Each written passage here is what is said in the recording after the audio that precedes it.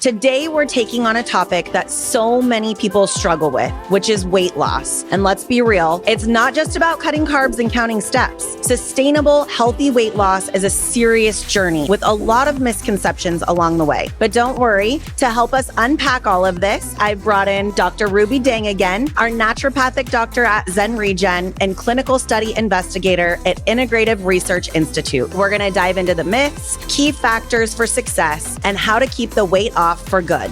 Welcome to the Zen Regen podcast here on YouTube. I'm your host, Megan Sharpe, and I'm so glad you're here. This show is your go-to space for the latest breakthroughs in health, wellness, and aesthetics. From red light therapy to longevity medicine, we cover it all with one goal: to help you feel, look, and live your absolute best. Make sure to hit subscribe and tap the notification bell so you never miss an episode. And if you're ready to dive deeper and work with our team, head to zenregen.com. Now let's get into today's episode.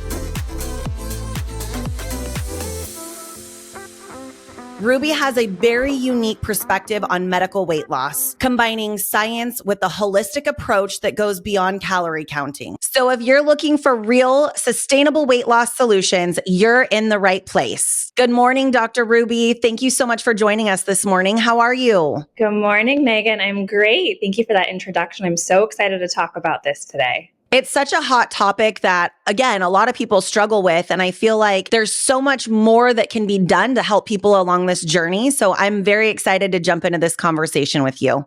Likewise. I mean, it's such a hot topic, like you mentioned too, and there's so many conceptions and misconceptions out there. So I think it's a great time that we debunk all of that. Perfect. Let's jump right in. One of the biggest myths that I hear about weight loss is just that it's all about willpower. And if someone isn't losing weight, it's because they're not trying hard enough. And I know that that can be true for some, but I also strongly believe that weight loss is really influenced by so many factors like hormones, gut health, stress, and even genetics. I want to dive into some of these areas a little bit more, but what are your thoughts on this myth? Absolutely. You know, I will say even myself, when this medication and when these medications, initially came out, I was a little skeptical. I was like, you know what? The power of diet and lifestyle changes can really make a tremendous impact.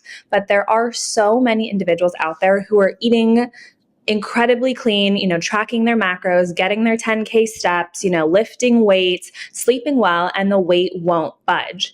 And so this medication and these medications over time have been able to show that they are safe and effective, for weight management. They help to reduce inflammation. They help a lot of individuals with hormone regulation again, and it helps with the, diabetes type 3, which is Alzheimer's and dementia. So there's a lot more benefits that are coming out from them that we even realized initially. So I think the biggest misconceptions with weight, first of all, is that a tailored solution for everybody. Everyone, if they just diet and exercise, they can drop the weight. But that's not necessarily true. And then number two, that, some of these medications out there are just a quick fix. Within taking it for a month or two, you can drop that 20, 40 pounds and get your perfect body. And that's also not true because that's not healthy. So I'd say the biggest misconceptions out there, in additionally, is that the weight will also stay off too. And so what's really important is with individuals is just educating them about proper diet, proper exercise routines, honing in on these lifestyle changes to help with keeping the weight off too. Yeah. And I think that's something that, at Zen Regen, we really talk a lot about, because that was also a misconception that I played into, was the medication piece. I thought that a lot of people just used it as a crutch or a shortcut, but it's such a helpful tool for people that are really struggling with other areas of weight loss. At Zen, being able to talk through these different lifestyle factors with individuals and really helping them on their journey while incorporating the medications has proven to be so successful. So I'm definitely a believer now. Something that comes in mind is a patient who really relied on alcohol before the medications, before, just helping her unwind and de-stress. And if anything, these medications have helped her reduce her dependency on alcohol. And as we know, that helps with supporting liver function, detoxification, reducing inflammation, improving sleep quality. So it's having all these downstream effects too, which are incredible. Yeah, I've heard a lot about that, being able to help with the addictive piece. So I definitely think there is a huge role and place for these medications that we'll talk about a little bit further in. Another big misconception that I hear are that all calories are equal. Well, spoiler alert, they're not. The quality of those calories really depend on the whole foods versus processed junk foods. And I remember that I had somebody tell me one time that the salads that I enjoy so much was no better than a Big Mac from McDonald's. And I don't have a great poker face, so I just basically looked at her and laughed. But I know that she's not the only person that I've heard that from. And a lot of people do believe that all calories are equal. Can you talk to us a little bit about your thoughts on that? Absolutely. So what I find fascinating is how we live in a culture that counts calories rather than counting our macros. So for instance, everybody has a goal that they kind of have in mind, whether it's 1,500, 1,700, 2,200. And they think, okay, so maybe I'm having this Big Mac and that's, 1,000, 1,200 calories. Great. I still have 1,000 calories left, and they can go on and have a brownie. They can go on and have some fries. They can finally get to that 2,000 calories, but that's not true. That's not going to move the needle at the end of the day. What I really love to educate people on is that protein is thermogenic. So protein helps with burning fat too. So the more protein we eat, it's helping with muscle mass formation, but it's also burning fat. And then individuals have different ratios of their macro breakdown. So some individuals are more carb burners, some individuals are more fat burners too. As women, we do need a healthy amount of fat too. So when a lot of women go on really low fat diets as well, and they just eat a ton of carbs, they lose their period, they feel terrible. And so it's finding the right ratios in terms of that caloric goal that really help to give the optimal results. Yeah, absolutely. I was just talking to somebody recently and he was trying to bulk up, and I was asking him what diet are you using or what protocols are you following? And he's like, oh, I just consume anything I possibly can. And most of the time it's just fast food. And I was thinking to myself, what that's doing to the inside, right? I mean, it's definitely triggering inflammation, and he looked amazing. So it appeared that it was working well for him, but I know that that's not always the case, or it's not at all. So thank you so much for sharing that very important piece with us. Of course. Yeah. I'm curious to look at his lipid panel, because while he may look great on the outside, there's also so many of those skinny fat people who have, some of that visceral fat, their LDL's through the roof. Who knows what their triglycerides are like? Maybe he has some insulin resistance. So the way people appear isn't the true definition of health too. It's so true. One thing that I want to talk about today is how a natural approach or a naturopathic approach to weight loss differs from other methods.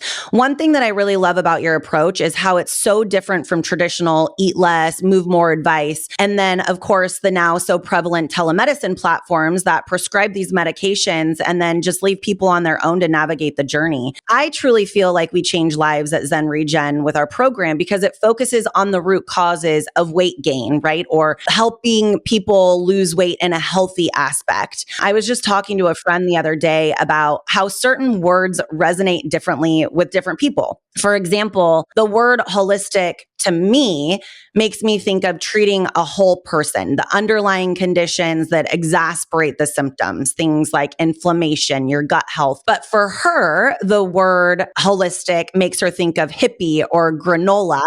And so I would really love for you to share with our listeners what sets you and your approach apart and what a holistic weight loss program means. What does that look like? Megan, this is such a good conversation point because I'm just going to backstream a little bit. When I was in medical school too, and I mentioned the term that I was a naturopathic doctor, this was, back, 10 years ago when people would be like, natural who, natural what? What do you do? Do you just sprinkle fairy dust on people or give them all these things that, don't have any scientific evidence around it? So what I will say is there's been a huge change in the trajectory of how people view holistic medicine, but there is still a lot of, same things, misconceptions out there. So holistic, from my perspective and many of our perspective, is getting to the root cause. So like you mentioned, we focus on the whole body. We look at mental, emotional health, physical health, psychological health too. We really spend time with our patients and we really get to know them from the inside out. So with more of a holistic weight management program, I do this questionnaire initially with my patients about what are your obstacles when it comes to your health, when it comes to eating, when it comes to diet.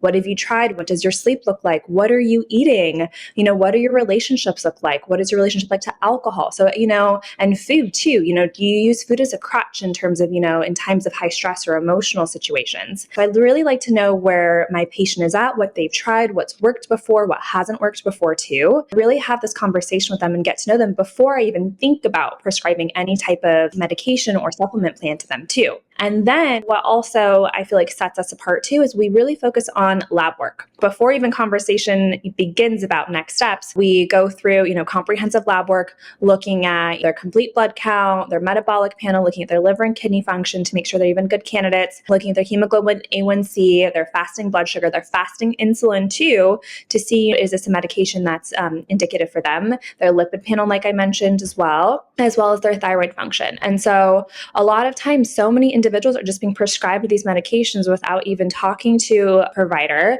who's well-versed in these medications, without, understanding their obstacles and their barriers, and without running any lab work to see if they're even a good candidate. And then after that, we then have a full consultation session where we sit down, we talk about diet, we talk about what foods do they like, what are they currently eating, what, does exercise and routine look like for their bodies too, and we come up with a full plan. What that looks like is I give every person a, calorie goal. I give them a macro goal. I give them ways to track it. I check in with them on them too. And then I ask them if it's feasible, because a lot of people are so excited, to get started. And some people are like, I can't do diet and exercise and make all these changes all at once. And so okay, let's take a pause back. Let's just focus on one at a time. And the biggest thing is just to start with protein. And so many people who are on these medications aren't given nutritional guidance. And so they're still eating the fast food. They're still eating the cheesecakes for desserts, yet they're losing weight. But the problem with that is when they stop these medications, all of the weight is going to come back on. So like you mentioned at Zen Regen, we're really trying to change people's lives by instilling these really healthy habits so that they stick and they last for life too. Yeah, I feel like, going back to the labs, I think that's such an important piece to the puzzle. And even if they are ordering labs, I feel like when people get the labs, the majority of people can't look at their results and actually figure out what it means, right? And so I think being able to meet with them and walk them through that process and what each of those different levels and markers mean to their weight loss journey is so crucial. And I also think that, if they're just being left to their own devices with this medication, it could potentially be creating like a medical anorexia, because part of that is to curb the cravings and make them want to eat less. But if all they're doing is putting junk into their body when they feel like they're missing out on all of these important nutrients to be able to do this in a healthy manner. So I think those are all really good points. Before we jump into some of those underlying things that could really be keeping people from achieving their healthy weight, I want to talk about some of the medications and supplements that are out there. Of course, there's the heavy hitters like the GLP-1s, such as semaglutide and tirzepatide. And these might be a really great option for somebody with insulin resistance or type 2 diabetes. But there are also a lot of really great supplements that can help aid in healthy weight. And so some that come to my mind are MIC, NAD, berberine. I know that a lot of these can help you regulate your blood sugar and speed up your metabolism. What's your take on the role that these supplements and medications can play in weight management? And how do you guide your patients to really know what might be the best option for them? So these are also really incredible supplements that are out there that aren't getting as much attention just because, there's so many of the GLP-1 agonists that are kind of currently taking the spotlight. But with kind of deciding what plan and path to go on with patients, it's really about their goals. It's really about their comfort level. And it's really about even financial too. That plays a role. We talk about that involvement as well. So for instance, let's say we have an individual who doesn't have as much weight to lose, let's say maybe 10 to 15 pounds. We run lab work. Everything is beautiful, beautiful lipid panel, great, well-controlled hemoglobin A1C, not necessarily insulin resistant. That can be a case where we can go and do the supplemental route. So some of my favorite herbs for also helping with blood sugar management is berberine, like you mentioned. So berberine, chromium, alpha-lipoic acid, gymnema, they all work together synergistically to help with blood sugar regulation, help to support insulin resistance too. And then there's actually a probiotic called Akkermansia, which is incredibly really protective for the gut microbiome. And so what it does, this specific strain is increased in times of fasting. So let's say overnight fast, fasting in between meals. And so a lot of individuals who tend to graze all day actually don't produce as much of this bacterial strain. And so a lot of my healthy individuals who are exercising, same thing, the weight's not kind of budging, I ask them, do you fast between meals? And they're like, no, I'm kind of eating every 2 hours to kind of meet my macro goals. And I'm like, you know what? Let's, try to add a little bit more fast to try to also increase this bacterial strain too. And then we can also supplement it, and we can check through gut microbiome testing to see if they're producing adequate amount of this certain strain of bacteria. So that's where sometimes supplemental routes can go. And also we can start supplements when a patient wants to start to discontinue any GLP-1 medications too. So let's say they've gotten to their successful goals, they're feeling great, they've maintained their muscle mass, but they also still want to have a plan in place when they kind of come off of it so they don't just cut it cold turkey. So we can start adding these supplements in as being a supplemental to their regime as they start to taper down on the medication too. Yeah, I love that. And something that I find really fascinating is how some people are like really skeptical about taking supplements. And something that I hear a lot is, well, there's lack of studies, right, that exist. But they're also, these same people are really quick to jump to pharmaceuticals, and they're taking their physician's word for it, or these pharmaceutical companies. And they're like, well, there's studies out there, but I don't think that they're really taking into consideration some of the long-term potential side effects. And so the reality is that there are very few studies at all, if any, when combining multiple variables. And that's truly what you're doing, right? So I know that you can talk about this too, but there's no FDA regulation on supplements. And so there are very few, if any, studies combining what the effects would be if you were to combine all of the supplements that you mentioned and what that's going to be. It's kind of subjective to some degree, but they're relatively safe. Can you talk a little bit about what your thoughts are on that? Absolutely. So there are actually quite a few studies on many supplements. And so when it comes to me as a practitioner and a doctor, everything that I recommend has to have evidence-based, information to it, and studies and randomized controlled trials. And so while a lot of supplements aren't FDA approved, they do go through studies. And I give a lot more preference for those supplements who have put their products through trial. And so I'm not just going to random willy-nilly, use my intuition to try to guide someone on a path. There is clinical research around it. Is that where that fairy dust comes in? That witchcraft that people were talking about? Exactly. No witchcraft here. And so that being said, there's a lot of different companies out there who follow the rigor of following the FDA guidelines, meaning they're third-party tested, they're produced in a CGMP facility, tested for heavy metals, they've put their studies through, randomized controlled trials too. When I see the evidence there, that's when I'm more inclined to recommend those supplementation there. That being said, there is evidence, but not all supplements are created equal. And one of the worst places I say to go to get your supplements from is from Amazon, because it's not regulated. You don't know the expiration date. You don't know what's in there. You don't know if it's the true supplement or not too. So, getting it from a high quality source is also very, very important. And what I find fascinating about medications is you read a medication label and there's a whole host of side effects. A lot of people are scared to try supplements because they're like, oh, what if I get a bellyache, or what if I get some constipation or something? The thing about it is they generally have a lower side effect profile and they're less damaging too. But, there are some risks that come with it. But that being said, working with a provider who knows supplements well and who knows the side effects well to help manage them is incredibly important.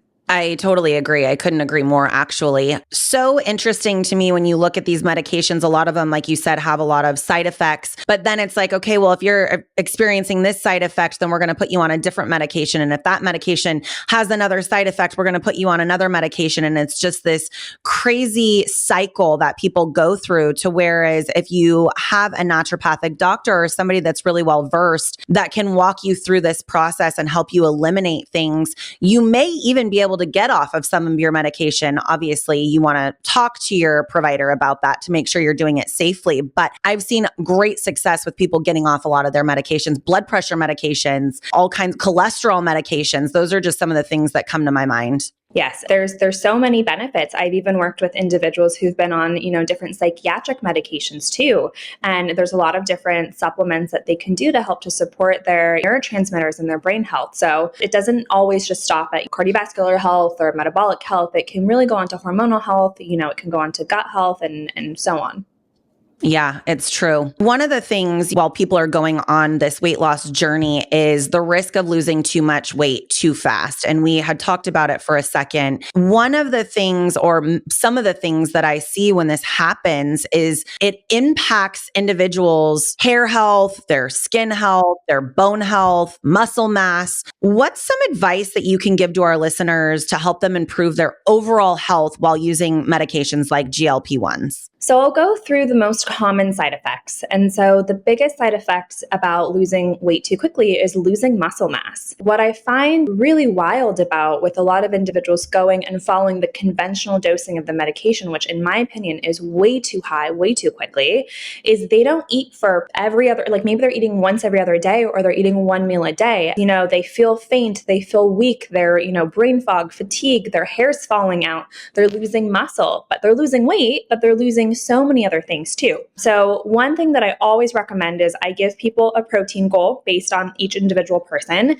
And so just if you can focus on one nutrient when you're eating, is just focus on getting that goal. If we don't hit the carb goal, that doesn't matter as much to me. If we don't hit your fat goal, that doesn't matter as much to me. Just focus on protein, because protein will help with sustaining muscle mass and it'll help with supporting your skin and your hair. Another thing that people get is that Ozempic face where they lose, all of the beautiful collagen in their face and they just look a little gaunt. I want to prevent that from happening too, and that happens when they lose weight too quickly. That being said, like I mentioned, people can supplement with oral collagen to help with supporting their collagen stores. They can also, constipation is a common side effect, so take some magnesium, either oxide or citrate, to help with relieving some of that, because the medication promotes a slower gastric emptying. And so for those who tend to have more sensitive digestive systems, tend to either lean towards too loose of bowels or having, just more of the constipation. Fatigue tends to come up. So, really focusing on nutrient-dense meals too. So that being said, making sure you're getting in your fruits throughout the day, making sure you're maybe just getting a protein shake with a handful of berries and greens can really help with supporting healthy energy too. And then this is usually when patients are on higher dosages, and I generally haven't seen it because I don't like to put my patients on higher dosages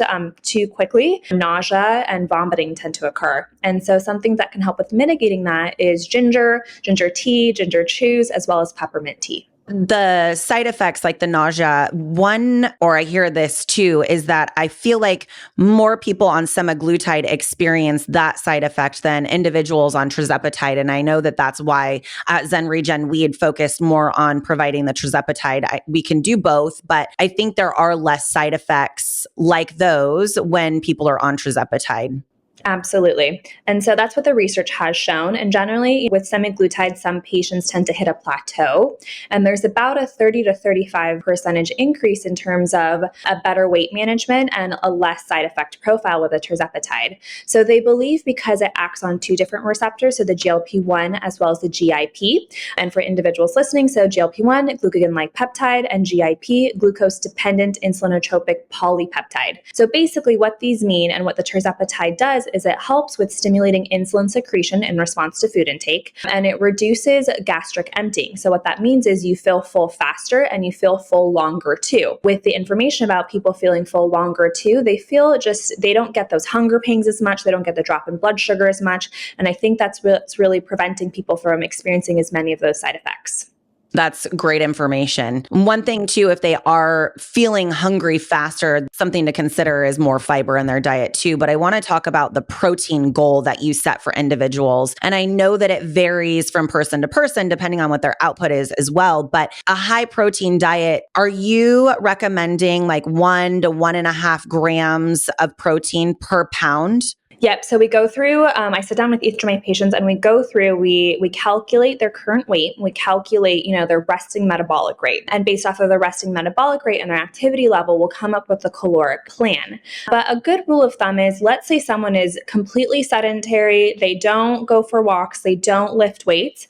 The rule of thumb is starting with half of their body weight in grams of protein a day, just because of that thermogenic effect. We want them to start burning their fat with the protein. Let's say they're more active, we're going to increase that depending on their activity level. Are they a CrossFitter? Are they running? Are they a Pilates individual? Based off of their activity level, will increase to get to that 1 to 1.5 grams per kilogram type of ratio too. That's awesome. Thank you so much for sharing that. Another reason that I think doing a weight loss program like this at Zen Regen is because we do focus on the whole person, right? And so when you were talking about Ozempic face, that is a real thing, but it's not just in their face. They start to sag elsewhere. And part of that, again, is losing that muscle mass. But at Zen, we do have things that can help them through those, like Sculptra, for example. It's an injectable that helps stimulate collagen production. So it really addresses the sagging skin. It can be used for the face and the body. And I know that when we always recommend that individuals start it between their 1 and 3 months, or they do it at 1 month into their weight loss journey, and again at 3 months, so that we can really make sure that they're not getting that sagging skin. And then also muscle stem devices like M-Sculpt. That is hugely beneficial when somebody's going through their weight loss journey, so that they're maintaining a healthy muscle mass. And when we use our shape scale, which is a 3D scale that we put our patients on to really monitor what their muscle mass is, where their water weight is, we give them goals and things that they can watch for throughout their journey, which I think is really beneficial for individuals. I am so passionate about our shape scale because patients get a true, representation of their body, of their muscle mass, of their visceral fat, and we can monitor to make sure that they're not losing too much muscle at once. A big part of our body program at Zen Regen is that we offer this free 3D body scan monthly for our patients. And so it's a great way for patients to track their progress. It's a great way for me to make sure they're on the correct dosage and they're meeting their goals too. But I do love our M-Sculpt as well. And I love all of our, collagen boosting services that we have too. Yes. Dr. Ruby, we have shared a ton of great information so far, but we are still missing a really important piece. And I really want to talk now about the importance of addressing things like hormone imbalances, insulin resistance. I feel like if people don't address these issues, they're really going to struggle with sustainable results, because nobody wants to work their butt off and just gain the weight right back. Can you tell our listeners how important it is to really balance those hormones and address the insulin resistance effect for a healthy weight? Absolutely. So the most common hormonal imbalances that I see with individuals struggling to lose weight, so mainly in the reproductive age women, it's PCOS, as well as having more estrogen dominance. And then in perimenopause, menopausal women, it's that rapid, fluctuating estrogen, as well as that rapid decline in estrogen and, decline in testosterone too. So most individuals, they just kind of deal with the symptoms. And I'm like, you don't have to deal with the symptoms. There are ways around it too. Hot flashes, the night sweats, the fatigue, the weight gain specifically around the abdomen too. Those are, your classic perimenopause symptoms. And so what's happening is that decline in the estrogen is triggering a lot of the symptoms too. Like I mentioned, that decline in the testosterone is reducing the muscle mass formation. Same thing in PCOS, there's an insulin resistance type. And so what that means is, in response to food, we're not producing adequate amount of insulin to help with managing blood sugar regulation. Same thing, that can lead to more just general weight and inflammation around the body. So what we can do is we can get to the root cause of a lot of these different hormonal concerns. My personal favorite way to test is through something called Dutch testing. So it's a urine hormone test that looks at the bioavailability of our hormones, meaning how do the hormones affect our tissues directly? And then that way we know how to manipulate it, whether it's through supplements, whether it's through actual HRT prescriptions, because some, women prefer that route. Even men too, men can actually produce estrogen and have higher amounts of estrogen and retain a lot of adiposity and retain inflammation and weight too. So there's ways to detoxify estrogen in males as well as boost our testosterone in healthy levels. And then an area that I'm really passionate about too is just the gut microbiome and gut health, because, so many individuals are inflamed, whether it's through foods that they're eating, whether it's through sensitivities, whether it's through having an imbalanced gut microbiome. So same thing, we can test, we can understand what's the driving factor of inflammation. Because if, you can keep eating the same foods every day and just try to, you just feel terrible. You feel bloated, you feel sluggish, you just feel puffy. But, the reason we can be producing that inflammation is because of the certain bacteria. Some of the most common food sensitivities that I see are dairy, sometimes eggs, sometimes oats. Everyone's having overnight oats or, having their omelet in the morning. And once we can identify what's triggering each individual, we have a much better success of reducing the inflammation, and then the weight comes comes right off, and it stays off too. And I think that's a whole episode that we could do separately, honestly, because there is so much that goes into that. I know for me, I struggled a lot. I was very estrogen dominant, and estrogen is important, right? Essential brain function, skin, all the things, healthy hair, and it's wonderful, but it also affects people differently. And bioidentical hormone replacement therapy has been such a game changer for me. And a lot of times when I'm talking to my friends and they're asking me what I'm on, and I even mention, you should never be prescribed estrogen without progesterone. And we'll get into that in another episode. But I let them know that I am also on testosterone. And they're like, but you're female. And I think that many women don't realize that testosterone is such an important hormone for us women also, not just men. And so I love that you're taking all of that into consideration. We need to, our hormones don't act alone. And if we take an individualized approach, we can better understand and manage the symptoms and optimize health. And that's what we're here to do, is optimize health and produce, sustainable results and outcomes. Yeah. And life is really about finding balance in all areas, including hormones, right? Absolutely. I also believe that stress and sleep are two things that people underestimate hugely when it comes to weight loss. What's your take? Oh, they are so important. It is part of every one of my conversations with my patients. So if someone is not sleeping at least 7 to 8 hours a night, they're not repairing, they're not detoxifying, they're not allowing the body to go into that rest and digest phase. And then if they're stressed out, the body's in that chronic fight or flight. It produces insulin resistance, it produces inflammation. You're not going to see a pound budge if you're in this chronic stress state. So focusing on stress management and sleep hygiene is essential for every patient. And it's something that's starting to get a little bit more awareness, but people are still, pretty resistant to making changes. We're kind of in this hustle, go, go, go culture, and we're not focusing on, really taking the time to rest. And we're not supposed to be productive all the time. We're not supposed to be working, all hours of the night. We need time to allow the body to do its job. I think that no treatment plan is successful without implementing, good quality sleep and stress management. I totally agree. Will you share some tips on how people can improve their sleep hygiene and manage stress better? I'd say at least an hour before bed, I make a rule to put, phones completely on do not disturb. You can actually put a function where you can put a red light onto your phone, and that will prevent the blue light. And then if you're watching TV, make sure to always use blue light lenses, especially when the sun is no longer out.